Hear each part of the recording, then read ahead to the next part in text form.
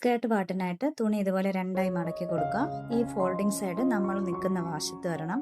ഇനി അത് ഇതുപോലെ ത്രികോണമായിട്ട് മടക്കി ഇട്ട് കൊടുക്കുക. അപ്പോൾ ഈ രീതിയിലാണ് കിട്ടുന്നത്. ഈ ഒരു സൈഡിലാണ് യോക്ക് പാർട്ട് വരുന്നത്. അവിടെ നിന്ന് താഴേക്ക് സ്കേർട്ടിൻ്റെ ലെന്ത് നമ്മൾ അടയാളപ്പെടുത്തി കൊടുക്കണം. കുർത്തിയുടെ യോക്ക് പാർട്ട് ഇതുപോലെ വെച്ച് കൊടുത്തിട്ട് നമുക്ക് വേസ്റ്റ് റൗണ്ട് അടയാളപ്പെടുത്തി കൊടുക്കാം. ഇത് മുതൽ ഇതുവരെയാണ് വേസ്റ്റ് റൗണ്ട് വരുന്നത്. ഇനി അവിടെ നിന്നും താഴേക്ക് 26.5 ഇഞ്ചാണ് നമുക്ക് ലെന്ത് വേണ്ടത്. അതിൻ്റെ കൂട്ടത്ത് 1.5 ഇഞ്ച് തയ്യൽ തുമ്പും കൂടെ ചേർത്ത് 28 ഇഞ്ച് ലെന്ത് നമുക്ക് അടയാളപ്പെടുത്തി കൊടുക്കാം. വേസ്റ്റ് ഭാഗത്ത് നിന്നും ടേപ്പ് ഇതുപോലെ ചരിച്ച് വെച്ച് വളരെ സാവകാശം ഫുള്ളായിട്ട് അടയാളപ്പെടുത്തി കൊടുക്കുക. അപ്പോൾ ഈ രീതിയിലാണ് വരുന്നത്. ഇനി നമുക്കിതൊന്ന് കട്ട് ചെയ്തെടുക്കാം.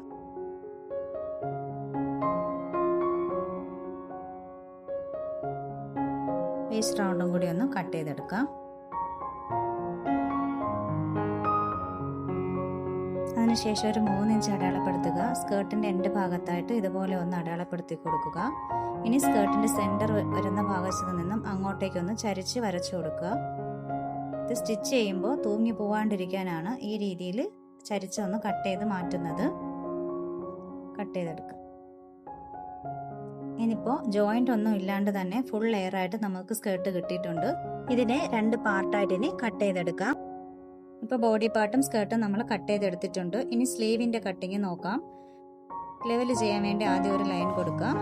തയ്യൽ തുമ്പിനായിട്ട് 1/2 ഇഞ്ച് അടയാളപ്പെടുത്തി കൊടുക്കുക. ഇതൊന്ന് സ്കെയിൽ വെച്ച് ജോയിൻ ചെയ്തെടുക്കുക.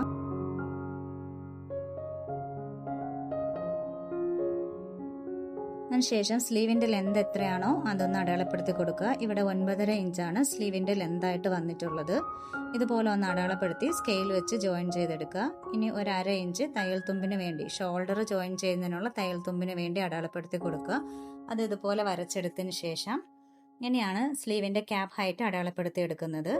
അതിന് ബൈസെപ്സ് റൗണ്ട് നമുക്ക് വന്നിട്ടുള്ളത് 7.25 ഇഞ്ചാണ് ബൈസെപ്സ് റൗണ്ട് വന്നിട്ടുള്ളത്. അതായത് muscle round 7.25, arm hole round 8.5 അതിൽ 1/4 ഇഞ്ച് കുറച്ച് 8.25 ഇഞ്ച് ലെന്ത് ഇതുപോലെ വെച്ചൊന്ന് ചരിച്ച് എടുക്കുക.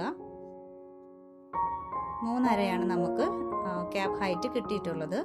അത് ഇതുപോലെ ഒന്ന് ചേർത്ത് വരച്ചെടുക്കുക. ഇനി ബൈസെപ്സ് റൗണ്ട് എത്രയാണോ ഉള്ളത് അതിൻ്റെ പകുതി അടയാളപ്പെടുത്തിയെടുക്കുക. അതിൻ്റെ സെൻറ്റർ അടയാളപ്പെടുത്തുക. 3.5 ഒരു പോയിന്റുമാണ് വരുന്നത്. മുകൾ വശത്തും അതുപോലെ തന്നെ 3.5 ഒരു പോയിന്റും അടയാളപ്പെടുത്തിയെടുക്കുക. ഇനി ഷോൾഡറിൽ നിന്നും ബൈസെപ്സ് റൗണ്ടിലേക്ക് ചരിച്ചൊന്ന് വരച്ചെടുക്കുക. ഇനി ഷോൾഡറിന്റെ അവിടെ നിന്ന് 1 ഇഞ്ച് അടയാളപ്പെടുത്തി കൊടുക്കുക. ബൈസെപ്സ് റൗണ്ടിന്റെ സെന്ററിൽ വരച്ച വരയും ഈ 1 ഇഞ്ച് പോയിന്റും തമ്മിൽ ജോയിൻ ചെയ്ത് വരയ്ക്കുക. ആം ഹോൾ കർവ് വെച്ചിട്ട് വരയ്ക്കുക.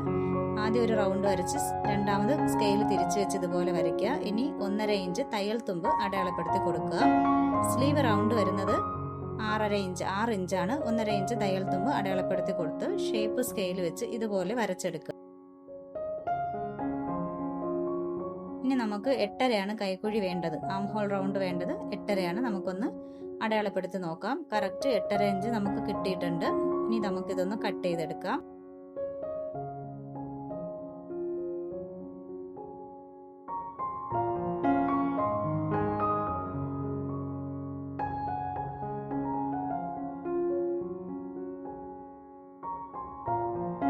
സ്ലീവിൻ്റെ കട്ടിങ് ഇവിടെ കഴിഞ്ഞിട്ടുണ്ട്.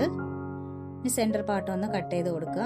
ഫ്രണ്ട് കൈക്കുഴി കുഴിച്ചു വെട്ടാനായിട്ട് മസിൽ റൗണ്ടിൻ്റെ ഭാഗത്ത് നിന്നും ഒരു 1.5 ഇഞ്ച് അടയാളപ്പെടുത്തി കൊടുക്കുക. ഷോൾഡർ വരുന്ന ഭാഗത്ത് നിന്നും ഒരു 1.5 ഇഞ്ച് അടയാളപ്പെടുത്തി കൊടുക്കുക. ഈ 2 പോയിന്റിൻ്റെയും സെൻറ്ററിലായിട്ട് ഒരു 1/2 ഇഞ്ച് അടയാളപ്പെടുത്തി കൊടുക്കുക. ഈ 3 പോയിന്റുകളും ചേർത്ത് ഒന്ന് വരച്ചെടുക്കുക. ഈ ഒരു രീതിയിൽ 3 പോയിന്റുകളും ചേർത്ത് വരച്ചെടുക്കുക. എന്നിട്ടത് കട്ട് ചെയ്ത് മാറ്റുക. ഞാനിത് സ്ലീവ് സ്റ്റിച്ച് ചെയ്യുന്ന ടൈമിലാണ് കട്ട് ചെയ്യാൻ ഉദ്ദേശിക്കുന്നത്. ഇപ്പോൾ കട്ട് ചെയ്ത് മാറ്റുന്നില്ല. ഇനി നമുക്ക് മെയിൻ ക്ലോത്തിൽ കട്ട് ചെയ്തെടുക്കാം. ഇതുപോലെ ലൈനിങ് പാർട്ട് മെയിൻ ക്ലോത്തിൽ വെച്ച് പിൻ ചെയ്ത് സെറ്റാക്കി എടുക്കുക. ശേഷം സെയിം അളവിൽ തന്നെ മെയിൻ ക്ലോത്ത് കട്ട് ചെയ്തെടുക്കുക.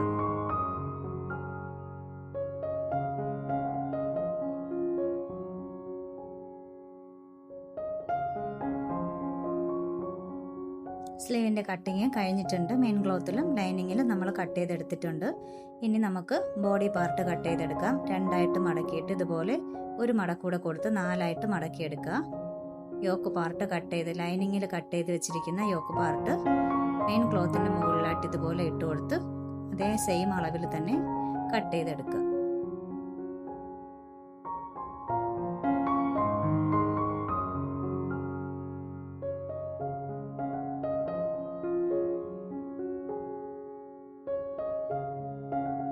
ബോഡി പാർട്ടും കട്ട് ചെയ്ത് മാറ്റിയിട്ടുണ്ട്. ഇനി നമുക്ക് സ്കേർട്ട് പാർട്ട് കട്ട് ചെയ്ത് മാറ്റാം.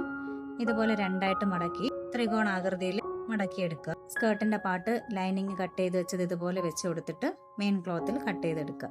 സെയിം അളവിൽ തന്നെ കട്ട് ചെയ്തെടുത്താൽ മതി. വേസ്റ്റ് റൗണ്ടും ഇതുപോലെ കട്ട് ചെയ്തെടുക്കുക. അംബ്രല കുർത്തിയുടെ കട്ടിങ് ഇവിടെ കഴിഞ്ഞിട്ടുണ്ട്. Thank you for watching.